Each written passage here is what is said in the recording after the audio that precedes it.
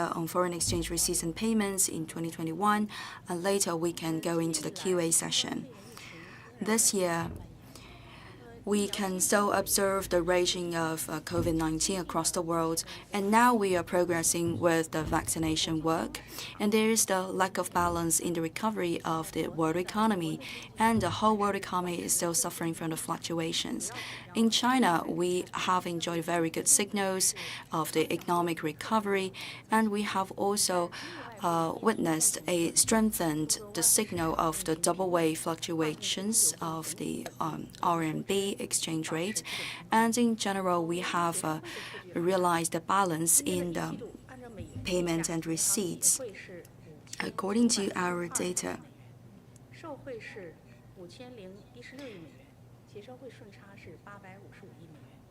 we have for Q1, the accumulative surplus for the sales and collection, the sales and the settlement of the foreign exchange is about 88.5 billion RMB, US dollars, 88.5 billion US dollars. And calculated in the RMB, the settlement and sales of foreign exchange is 573.5 billion RMB. And for the foreign-related collection and payment on behalf of the customers, the data for the collection is $1.3 trillion, and the payment is $1.2 trillion. The cumulative Q1 surplus for this category is 121 billion US dollars. And calculated in RMB, this accumulative surplus is 786.4 billion RMB. And for Q1 of this year, for the receipts and payments of foreign exchange in China, there are several features. First of all, for the cross-border receipts and payments, we have maintained this surplus, and also for the settlement and the sales of the foreign exchange. For the surplus is relatively $40.8 billion, $28 billion, and $19.7 billion for the foreign exchange settlement and sales, respectively, in the January, February, and March. And for the foreign-related collection and payment on behalf of our customers, in March, this surplus of this category is $39.3 billion.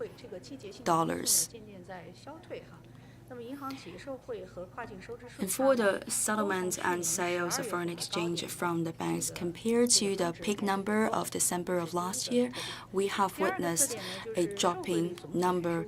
And also for the general number of the foreign exchange sale rate is quite stable. For Q1, for this number, foreign exchange sale ratio, to know the will of the customers to buy and to pay in the foreign exchange, it's at 3%, and it's only a very slight drop of 0.1 percentage points compared to last year of the same period. And for the major market entities, and the loans have grown up, and the valid payment and also the forward usance letter of credit have also increased. This has matched our total scale of the foreign exchange, and in general, the whole picture is very stable. And with this stability, we have even made some progress. And also for the enterprises, they have gradually, stably increased their deposit in the foreign exchange.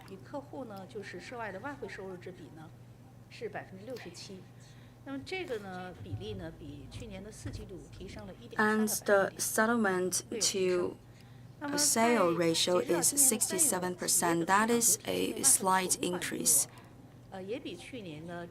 and also the domestic foreign exchange deposit balance grew by 33 billion US dollars.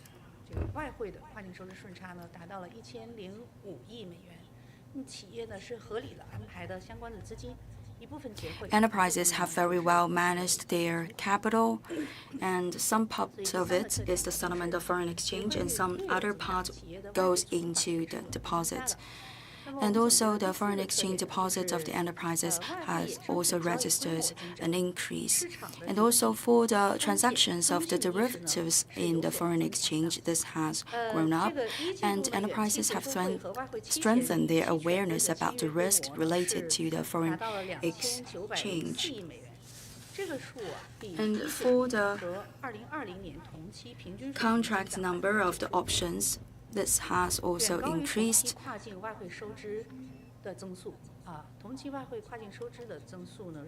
And this growth rate is higher than the average growth rate of the total foreign exchange receipts and payments across this year.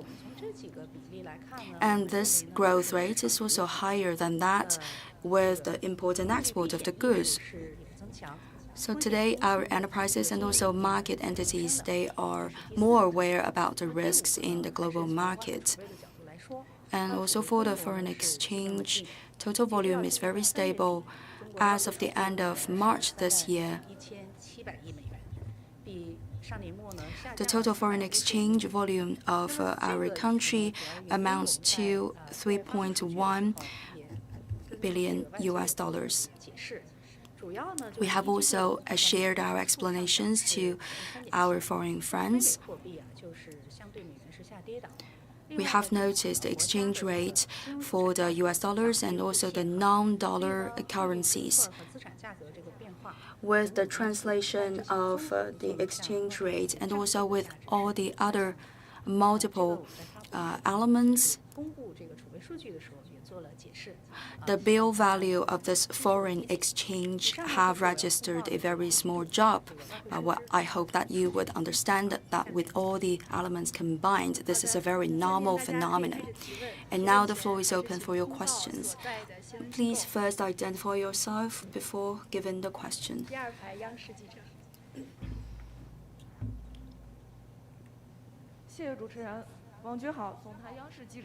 Good morning, I'm from CCTV. As you know that since this year, the external environment has changed a lot. What is your view about the foreign exchange in our country and also the future development direction? Thank you. Since this year, the international circumstances have changed a lot.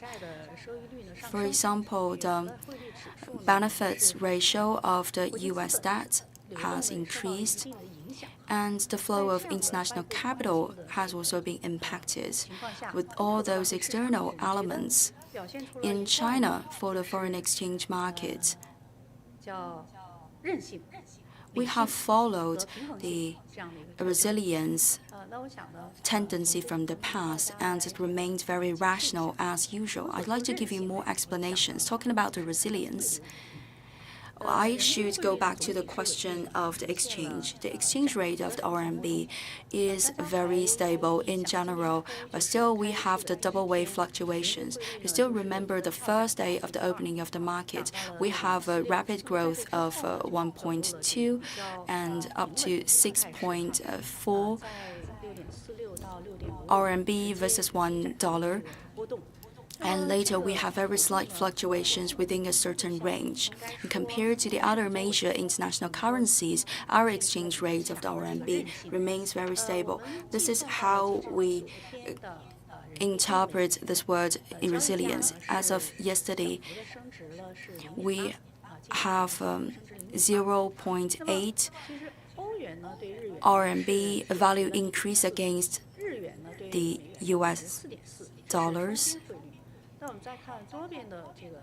And for the multiple channel indicators, the indicator for the US dollars up by 1.3, emerging market currencies down by 1.8 points, and for the RMB parameter up by 2%.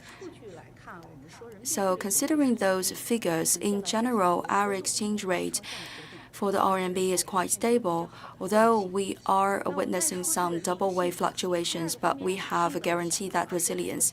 And for the second word is the rationality. It's very rational. Currently, the exchange market transaction is very stable and very rational. For the market entities, still they are following a very rational model of transaction. When the rate is very good, they will do the sales, and when we have also calculated the willingness of the people to do the transactions with the foreign exchange. With the devaluation of the currency of the RMB, we have also calculated the ratio of the settlements. There's an increase of 3.1 percentage points in March compared to the first 2 months of this year. So still our investors, they have a very cool mind and they are very rational. For the enterprises, their settlement and sales, their transactions are mainly for their real needs instead of for the speculation. For the import and export of enterprises, we have registered an increase of 39% and 38%.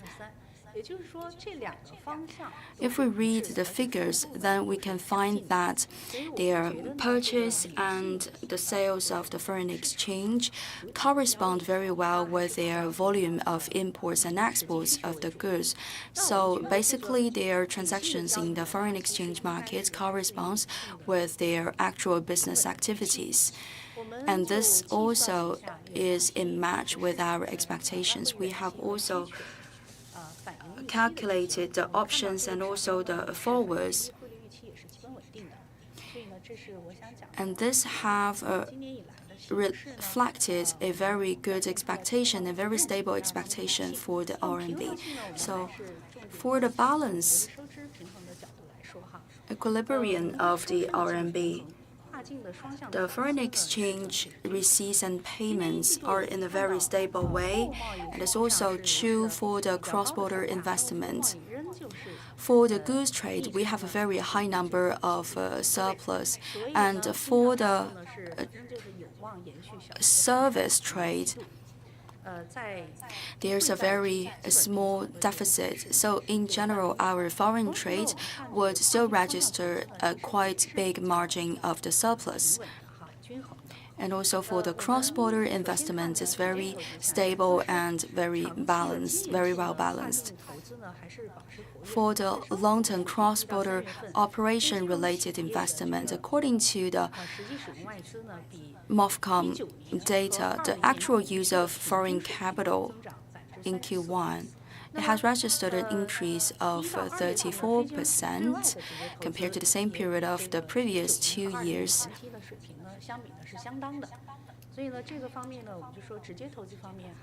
So for the direct investment, the FDI is still very active and in a very well-balanced way.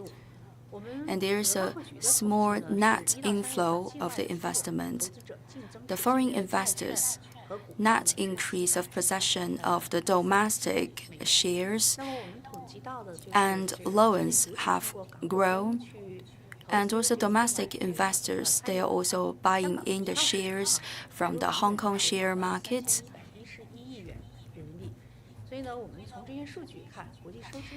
In total, they have purchased a value of 311 billion RMB of shares from the Hong Kong market. If we want to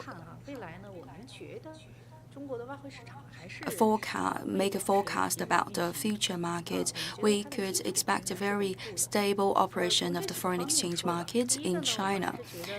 First of all, we believe that we will continue to apply that new structure for development. With this new development structure, we will pay equal attention to import and export, domestic demand and external demand, so that we can strike a better balance between the domestic consumption and the overseas consumption, so that we could maintain our major indicators within a rational range. And for this new structure and layout of development, this concept and proposition could help to maintain our foreign exchange market and also boost the market's confidence and then consolidate the stability of our currency. That is why we are so confident and assured about the future smooth operation of the market. And the third reason is that we will continue with our reform and opening up policy, especially with the opening up towards the outside world. We will open our country even wider to the outside world.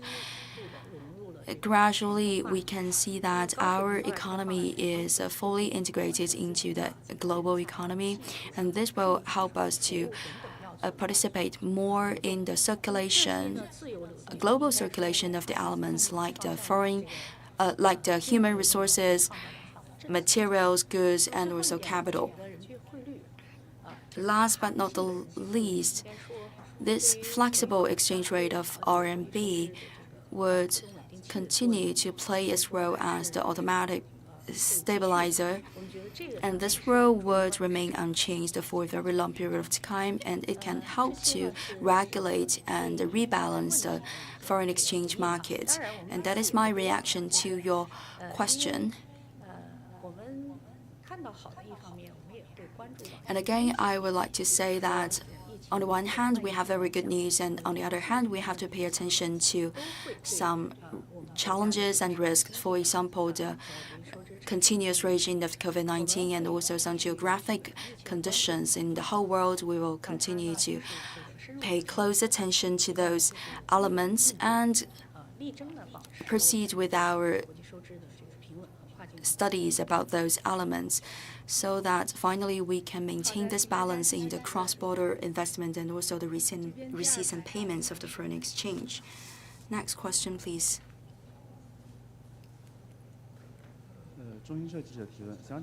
Good morning, I'm from the CNS. Currently, we have witnessed the rising signals of the inflation. Will the adjustment of the policy of the Federal Reserve, the U.S., impact our foreign exchange markets and also that of the global market?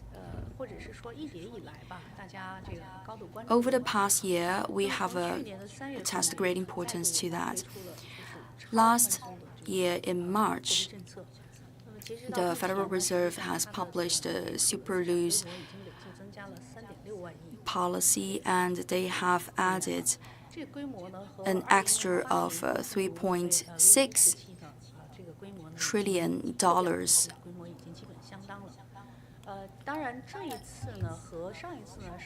of liquidity into the market.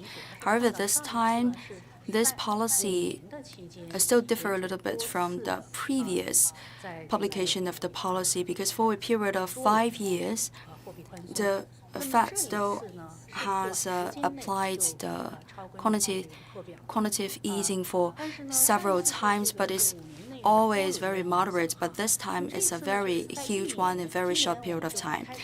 Over the past year, it's a very massive quantitative easing, but this time, in this year, in March, we have heard some signals about the controlling measures.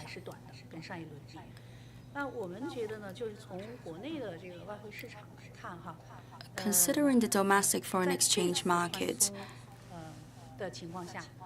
for this time of easing policies, we don't accumulate any expectations in one way, and we didn't accumulate any high level of the debt. At the same time, we also have strengthened our market capacity in absorbing the risks. So for us, we have the room and the possibility to maintain the stability and also the balance in the foreign exchange market. So we would like to keep our reaction as is in the answer to the first question.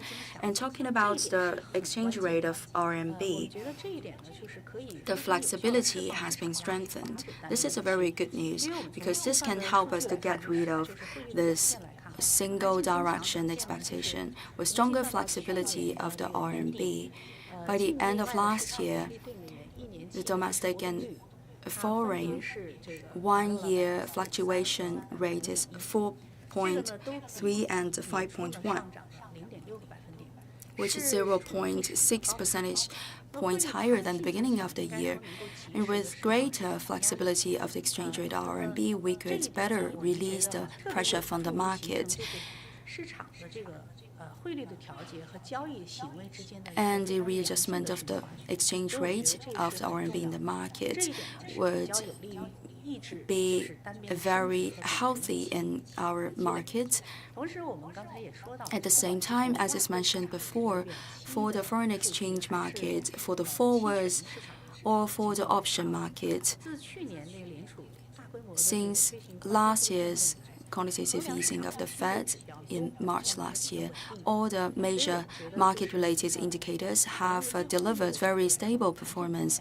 Talking about foreign exchange, we have very stable expectations and stronger flexibility of the exchange rate. So we are able to release the pressure from the market anytime. And again, we didn't accumulate excessive external debt. Last year, the growth of the external debt of a country by the end of last year, the full-scale external debt of our country compared to the end of last year's March grew by 14%.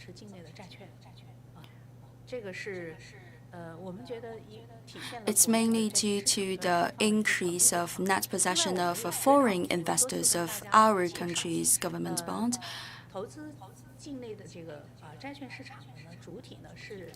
And the major investors from foreign countries investing in our bond are mainly the central banks from foreign countries. So it's a very stable investment. And also considering the structure of our external debt is already optimized. And the proportion of the RMB external debt has increased by 4 percentage points in its total weight. Actually, with this increase of the RMB-based external debt, it can help us to reduce the risks.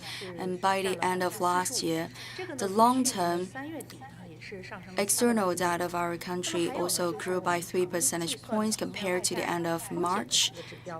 And some indicators to evaluate the risk of external rate, the indebted rate, and also the solvency rate, and other figures, they are all below the warning line set by the international world. And also for the international receipts and the payments, we have very strong firewall. This can help us to protect ourselves from the external risks. Why the strengthen the stability and consolidation of the firewall? Because for the current account, the receipts and payments have registered a very stable surplus.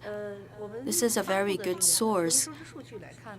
And for the publicated data, the surplus of the current account is about $270 billion compared to 2019. This is 1.7 times higher. For Q1 of this year, for the goods, trading goods, and also for the FDI, we have both registered the surplus. This has also helped to increase the resilience of the market. And also for the position, for the private sectors, foreign-related capital is $5.3 trillion. Compared to the end of 2019, there's an increase of 16%. So in the total foreign capital possession of our country, apart from the more than 4 trillion of official public sector possession, there is still $5.3 trillion possessed by the private sector. And inside the country, if for one sector or for one part we need some foreign exchange, then we can borrow from the other internal departments.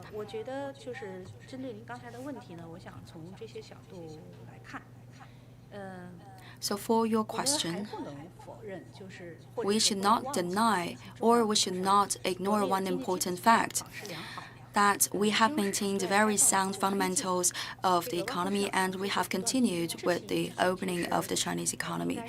And today we have embraced very positive signals for our foreign exchange market development.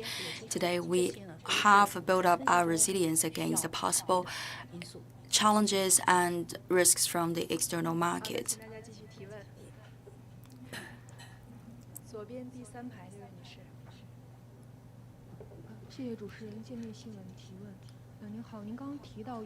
Thank you. I'm from the GMA News. Just now, you have mentioned that people have raised their awareness about the foreign exchange derivatives risks. And in the past, your administration has also stressed the importance of the neutrality of the risks of the foreign exchange. So what are you going to do from your side to help the enterprises to fend off those possible risks? And also for the foreign exchange related enterprises, what is your suggestion? As is mentioned in your question, our administration has decided to deepen the reform of the market and also carry out more campaigns of education for the enterprises, because we want to help the enterprises to better manage the risks related to the foreign exchange and raise their awareness about the risks. This year, we have the program of the learning about the history of the CBC development, and at the same time, we're also assisting the enterprises to get themselves used to or adjusted to the double ways fluctuations of the exchange rate of the RMB. This is one of the priority tasks of our administration. First of all, we will improve our services related to the foreign exchange. We will continue to deregulate our power to the lower authorities, and also we will make our services more professional in order to better offer services to the market entities. For example, for the policy campaign and policy education to the enterprises, they would get better answers and more professional services related to the foreign exchange, even they are working at the grassroots level. At the same time, we will also urge the banks to strengthen their services to the market entities. For example, the enterprises. We will take measures and also elaborate policies to encourage the banks to enlarge their coverage of the foreign exchange-related derivative products in the market. At the same time, we will also give the training opportunities to the workers inside the banks so that we will solve the last kilometer problems in the services to the enterprises. For example, the specialized and well-targeted services and also tailored offerings to our enterprises related to their foreign exchange-related businesses. So there are two channels of improvement of our works. One is inside our system for the foreign exchange services, and on the other hand is about the banking system. At the same time, we will also spread more knowledge and also information to the public and also to the market entities, like the branches of the banks and other related authorities would all be mobilized in the elaboration of the brochures, and also to organize the seminars of trainings for the enterprises. Like this, the enterprises would gain more knowledge about the utilization of the products and also better make profit of these derivative products. For the weak links, like the enterprises, especially the SMEs that are still in the lack of knowledge about the derivatives, we will ask our bank workers to visit these enterprises so that we can give them the on-site education. For the training programs and also the policy elaboration, our system will work closely with the banking system so that we can form the synergy. So this is the work that we're about to continue with for this year to lower the risk for the enterprises in terms of the foreign exchange derivatives.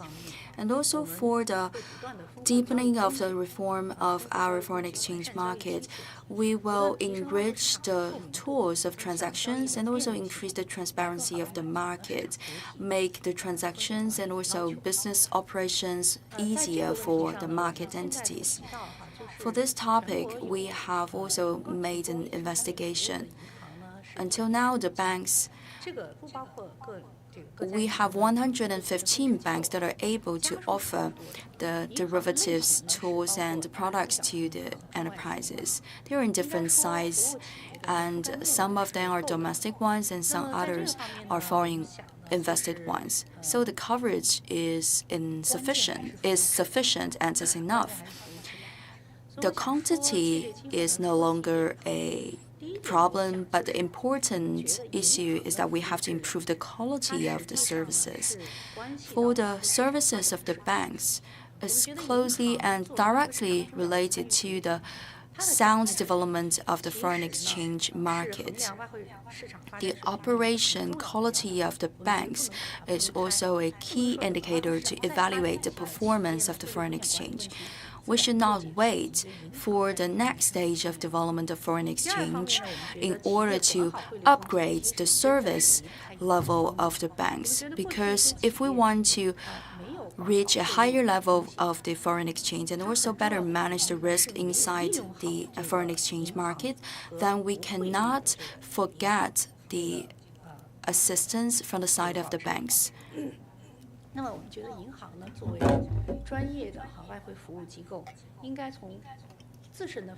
And the banks, they are professional institutions for the foreign exchange-related services, so they have to do their job. For the enterprises, if they want to well manage the risks, then they can never ignore the important role played by the banks.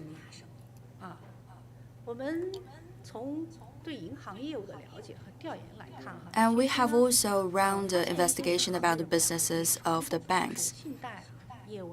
Compared to the traditional business like the loans, the foreign exchange derivatives usually require more professional workers, and they have to make a very huge input of resources and human capital inside.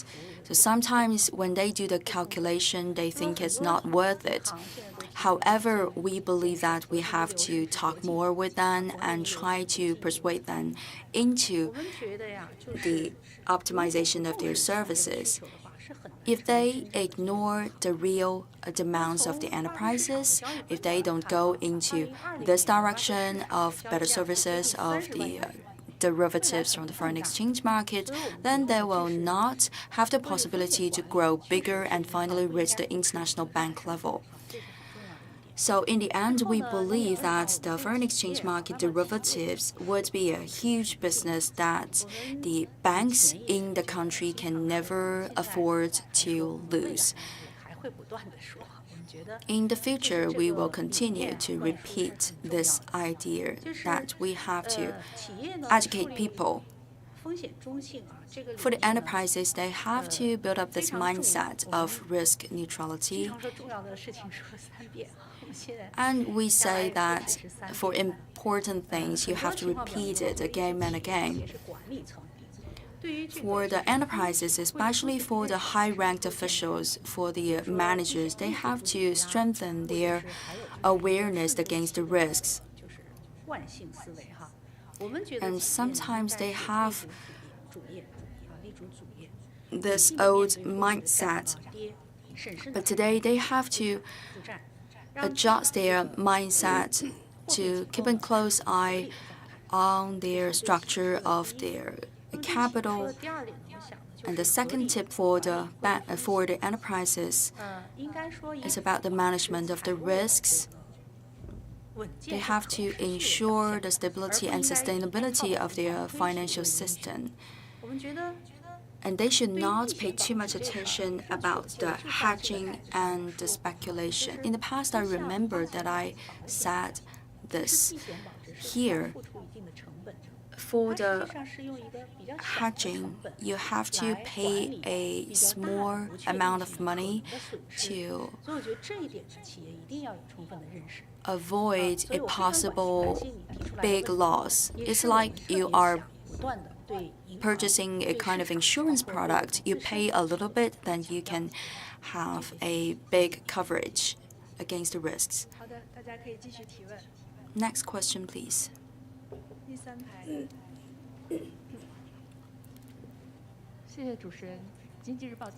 Thank you. I'm from the Economic Daily. I have a question about the development of the current account. Last year, with the global raging of the COVID-19, we still registered a rising surplus of the current account. And by the second half of this year, we expect to see the opening of the borders and also the recovery of the world economy. What will be the future development of the Chinese current account? Thank you for your question. This question has received a lot of attention, and we are closely following the development of this topic. Last year, we have registered a very big growth in the absolute value of the current account of our country. This means that we have diversified our exports, and at the same time we have modified and improved the structure of foreign trade.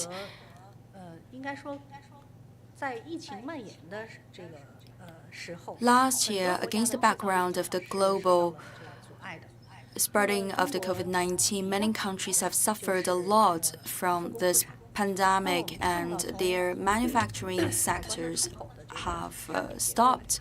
But for China, we have picked up quite rapidly our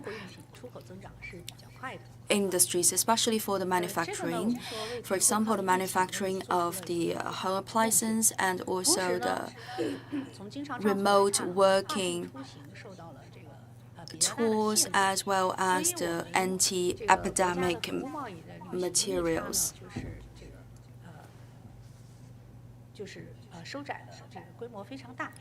Last year, we have increased quite a lot the surplus in the foreign trading goods, and also we have narrowed that deficit in the foreign trading services. This means that in these years, we have opened our economy even wider to the outside world, and we have a very complete chain of manufacturing. When there's an external challenge and even a big outbreak of the risk, we could very rapidly adjust ourselves to the current circumstances and get our economy and the whole sectors recovered in a very short period of time. So that's why last year we have registered such a good performance with a very huge surplus of the trading goods, and also narrowed that deficit in the trading services. And this year, some circumstances have changed a lot, and people are asking for my comments. I believe that this year our current account would continue to keep that sound and rational surplus level. Why is that? Currently, in the foreign countries, they are recovering their manufacturing producing lines.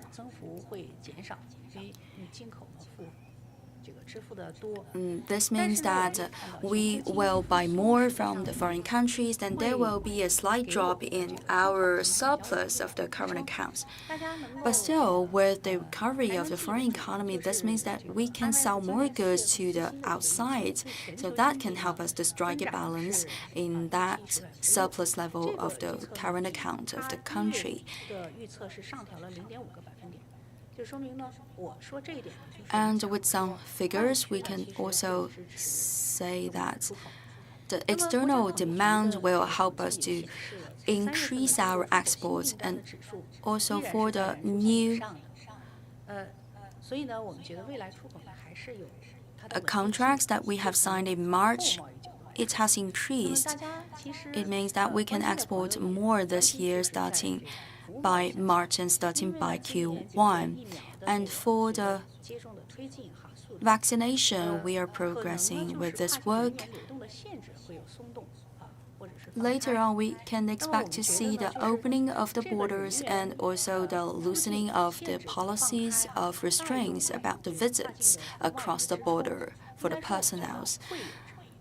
With more flow of the goods and also more flow of the people, this can help to generate more cross-border transactions. But still, we have to admit that it will take some time.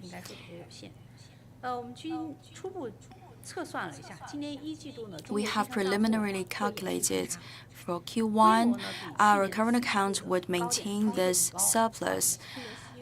Last year, by Q4, we have reached the peak number, and we expect to witness a very slight drop in terms of the surplus with the current account in Q1 this year compared to Q4 of last year. But still, it's within a very rational range.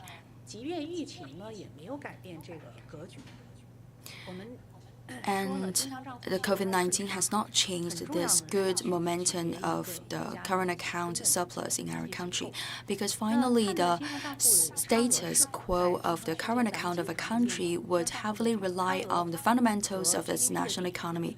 Usually, we would use the balance of the current account and its proportion against the GDP to make an evaluation.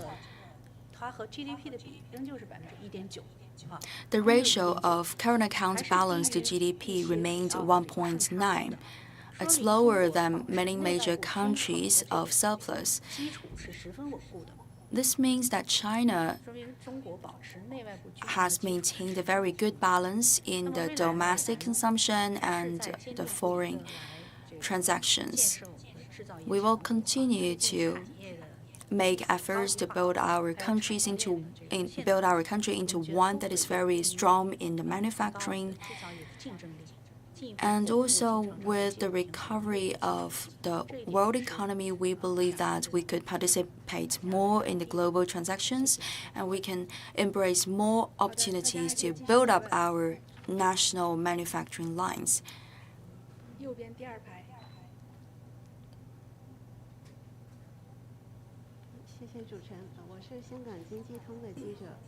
Thank you. I'm from the Hong Kong 经济通.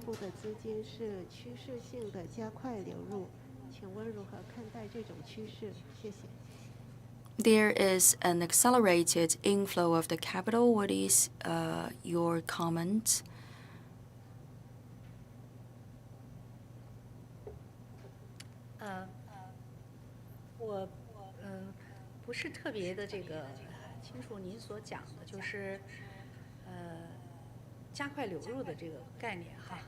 For the so-called accelerated inflow, it's not very clear about this question, because we have multiple angles to read these numbers. Usually we will read the numbers of like a foreign or the cross-border receipts and payments. In general, those figures are within a very rational range and is very stable.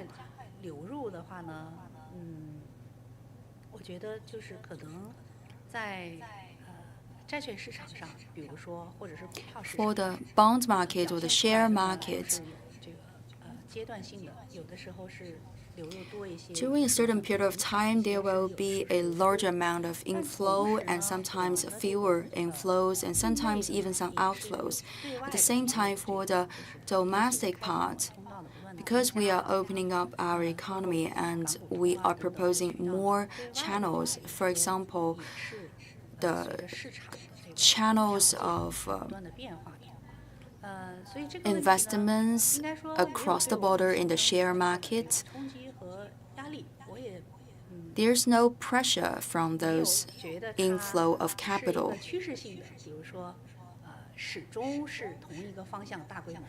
And I don't believe that is the single direction of inflow. As is mentioned before, sometimes we would see a greater flow inside, but sometimes also the outflow. If you have more specific questions, then we could stay in communication later.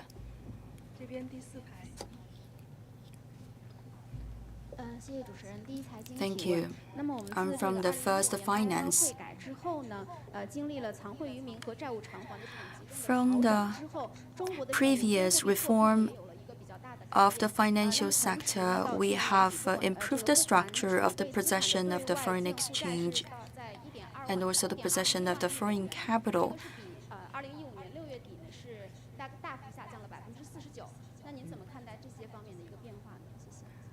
And after the publication of this new reform policy in June 2015, until now, we have already registered many major changes. What is your comment on that? Talking about the position sheet of the international receipts and payments for the private sectors, our capital and also the debt with foreign exchange and foreign capital, we have already analyzed that figure. From this sheet, we can know that the foreign-related capital from the private sector is $5.3 trillion by end of last year. Compared to 2015, this number has doubled. And for the debt held by the private sector is $6.6 trillion. That is an increase of 48%. So for the capital increased by 100%, for the debt increased by 48%. So you can see that the increase with the capital, with the assets, increased at a higher rate than that of the debt held by the private sector.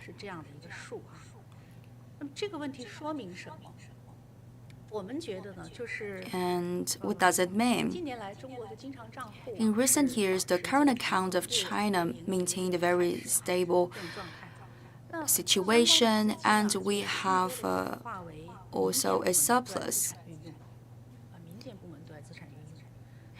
The majority of the surplus went to the private sector. It's more like the self-run management about the foreign capital.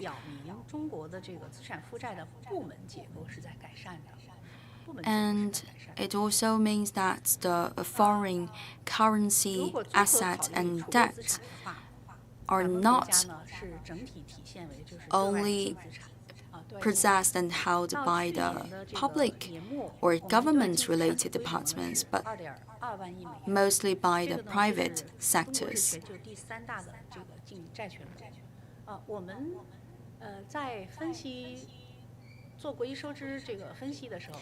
China is the third largest net holder of the rights of the debt in the whole world.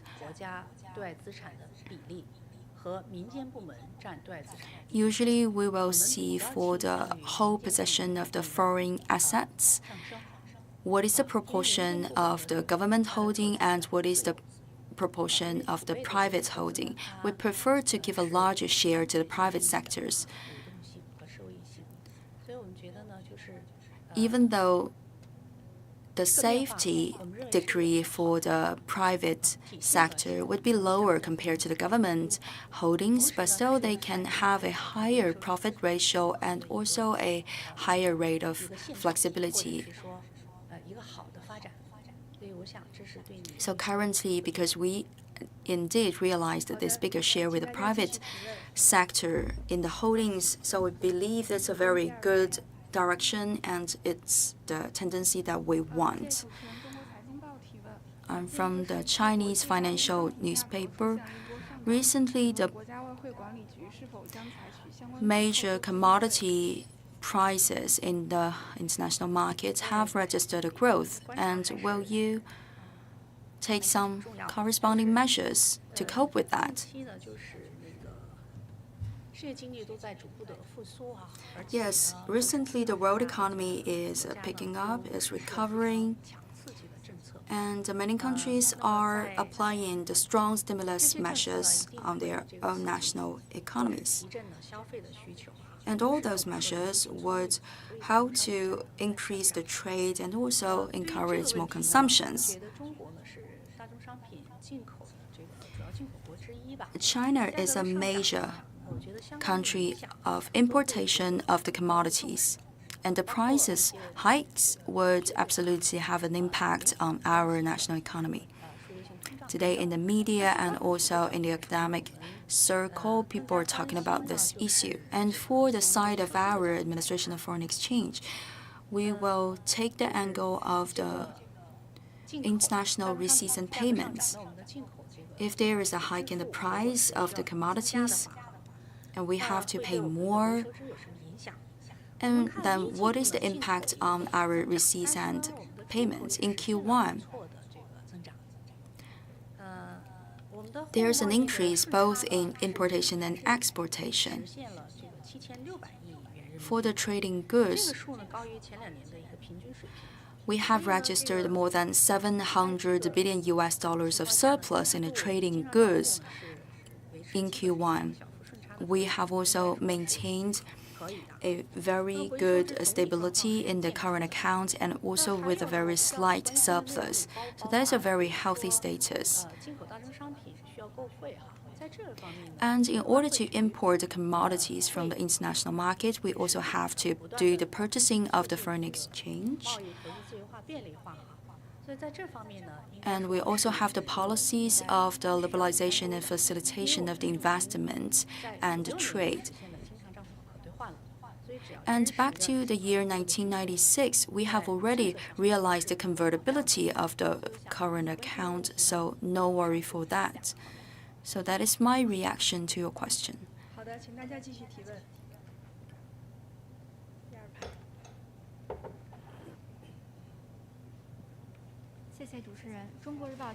Thank you. I'm from China Daily. For the narrowing of the deficit in the trade between the U.S. and China, what is your comment about the issue and what will be the future development of the inflow of the capital? I'd like to share with you some data. In our investigation, we have registered a net increase of US dollar-based bond of $63.3 billion US dollars. Compared to the same period of 2019 and 2020, there's a slight increase. For the increase of possession by the foreign capital, this momentum would continue for a certain period of time. There are some reasons for that decision. First of all, domestically, we have a very sound fundamentals of the economy. And the foreign investors, they are holding more domestic bonds.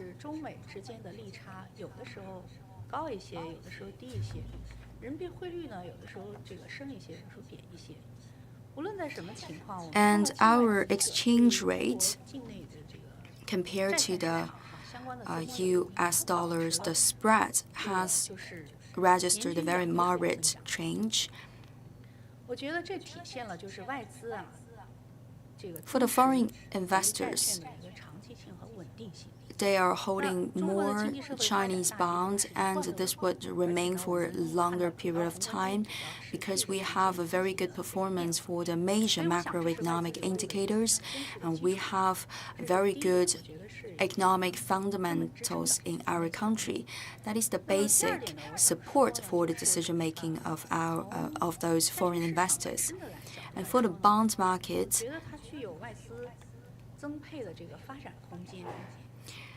there is a very huge potential for the foreign investors to increase their holdings. By the end of last year, the proportion of the holdings of bonds by foreign investors represent 3% of the total bond market holdings. In the previous briefings, we have also cited this number. For some developed countries like the US, it's 28%, in Japan, it's 14%, in China, it's 3%. Let's take another emerging economy. In Brazil, it's 9%.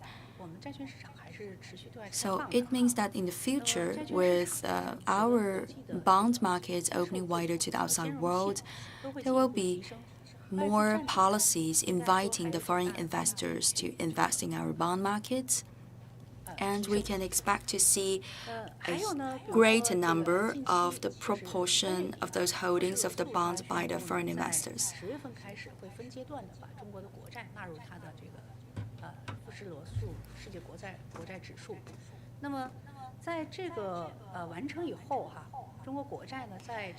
And the FTSE Russell has also declared that they will gradually include the Chinese bonds into their 10-year government bond indicator. And in the future, we can expect to see an extra increase of 130 billion US dollars of foreign possessions. So again, our bond market would be very attractive to foreign investors, and there is room for their entrance. And also for the benefits generated from our assets. Today is the 23rd. As of yesterday, the 10-year government bond, the spread between China and the US is 1.6 percentage points. That is at a very high level in history. And globally, it's still a negative interest rate environment. And our bond can still generate a positive outcome. This would be very interesting for our foreign investors. And this is also a very good option for them to diversify their choices and decisions of the investment. And also, we have a very sound environment in our country, and for the 10-year national bond fluctuation situation is only 26 points, and that for the US it's 87 basic points. So this means that we have a very good capacity for the generation of the profits. At the same time, we have a lower fluctuation compared to the other countries' 10-year national bond. For the investors, I believe that they are considering this issues, for example, the stability and also the good performance in terms of the benefits. And also for the assets in RMB, it has a nature of the risk aversion. By the end of 2015, we have joined the SDR.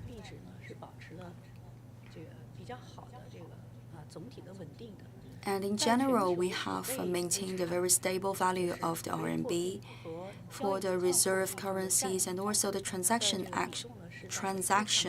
currencies. Our position is climbing up the ladder.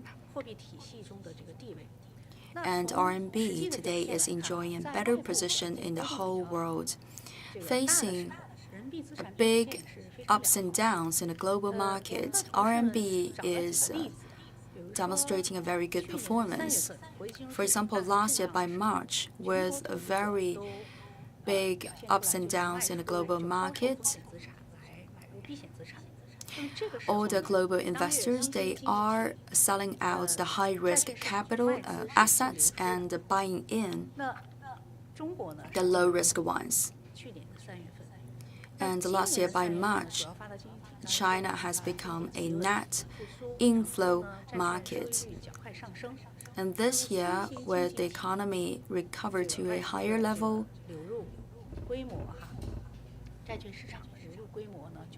for the inflow into the bond market, it has decreased compared to the same period of last year.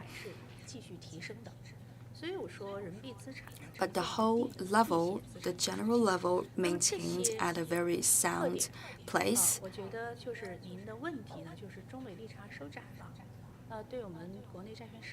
And I believe that in your question, with the narrowing of the spread between China and US, we have the confidence for the future. In general, we believe that in the market, those short-term changes and fluctuations would not change the fundamentals of our economy and will not change our determination to open our economy and the country even wider to the outside world. That is my reaction to your question. And that is end for today's press conference. I'd like to say thank you to Madam Wang and to all of you.